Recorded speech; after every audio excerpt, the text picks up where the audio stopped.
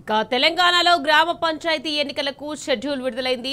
3 విడతల్లో ఎన్నికలు నిర్వహించనున్నట్లు రాష్ట్ర ఎన్నికల కమిషనర్ రాణి కుముదిని ప్రకటించారు. డిసెంబర్ 11, 14, 17 తేదీల్లో పోలింగ్ నిర్వహించబోతున్నట్లు చెప్పారు. తక్షణమే ఎన్నికల కోడ్ అమల్లోకి వస్తుందని రాణి కుముదిని తెలిపారు. 440 వార్డు స్థానాలకు ఎన్నికలు నిర్వహించడం జరుగుతుంది. వీటికి పోల్ డే 11 డిసెంబర్.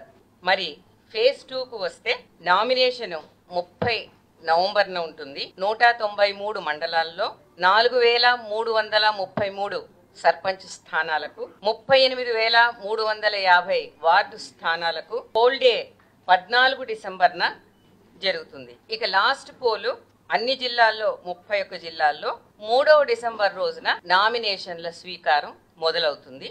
ఇవి 4159 సర్పంచ్ స్థానాలకు ఎన్నిక 17 డిసెంబర్ 17th డిసెంబర్ రోజున ఉంటుంది. ఈసారి గ్రామ పంచాయతీ ఎలక్షన్స్ మాత్రమే జరుగుతాయి సర్పంచ్ మరియు వార్డు స్థానాలకు. ఈ అనౌన్స్మెంట్ ద్వారా మీ ద్వారా మొత్తం గ్రామ ఓటర్లకు కూడా సవినయంగా అందరూ తమ ఓటు హక్కును వినియోగించుకోవాలని, ఫ్రీ అండ్ ఫెయిర్ ఎలక్షన్స్కి సహకరించాలని కోరుకుంటూ